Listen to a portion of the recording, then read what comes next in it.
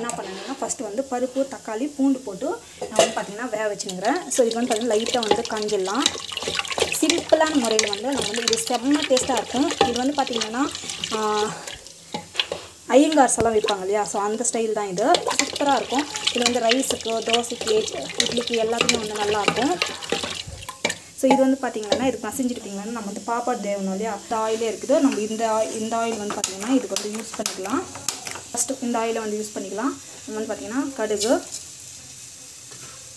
சீரகம் நல்லா வந்து கொதிக்கும். நம்மளுக்கு வந்து பார்த்திங்கன்னா வெங்காயம் வந்து போட்டுக்கலாம். வெங்காயம் போட்டு நல்லா வந்து வதங்கலாம் வந்து வதக்கிடுவோம். ஸோ பெருங்காயம் வந்து போட்டுக்கலாம். வந்து தேவையான அளவுக்கு வந்து கல் உப்பு வந்து போட்டுட்டு நல்லா வதங்கிடும். வதங்கின பிறகு இப்போ எப்பவுமே வந்து முருங்கைக்காய் வந்து நிறைய அந்த மேலே தோலெல்லாம் எடுத்துடாதீங்க.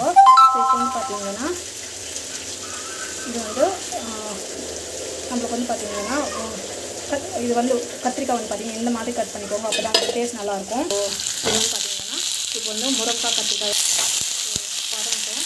ஸோ நல்லா வதங்கிட்டு பார்த்திங்கன்னா மிளகாத்தூள் வந்து ஆட் பண்ணிக்கலாம். மிளகாத்தூள் ஆட் பண்ணிவிட்டு நல்லா வந்து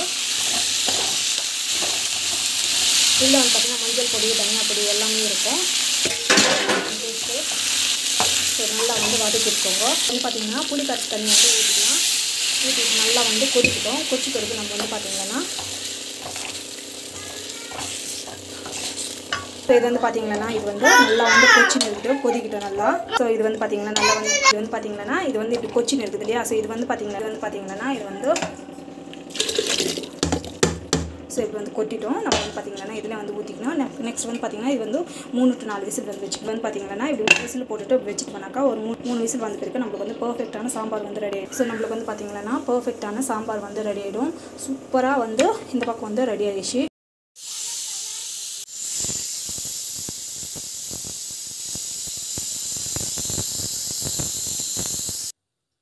வந்து பார்த்திங்கன்னா நல்லா வந்து கொச்சின்னு இருக்குது. ஸோ விசிலெல்லாம் வந்த பிறகு நம்ம வந்து ஆஃப் பண்ணிக்கிறோம். நம்ம வந்து பார்த்திங்கன்னா ஸோ உப்பு பத்தலைன்னா இந்த ஸ்டேஜில் வந்து உப்பு போட்டுக்கோங்க. சூப்பராக வந்து இந்த கன்சிஸ்டன்சியில் வந்து சாம்பார் வந்து ரொம்ப கெட்டியாக இருந்தாலும் வந்து நல்லா இருக்காது. இந்த கன்சிஸ்டன்சியில் இருந்தால் போதும். ஸோ வீட்டில் ட்ரை பண்ணி பாருங்கள். கண்டிப்பாக அந்த வீடியோ பிடிச்சிருக்கு நினைக்கிறேன். உங்களுக்கு பிடிச்சிருந்தா ப்ளீஸ் சப்ஸ்கிரைப் பண்ணிக்கோங்க. Thank you so much. By from Mahesh.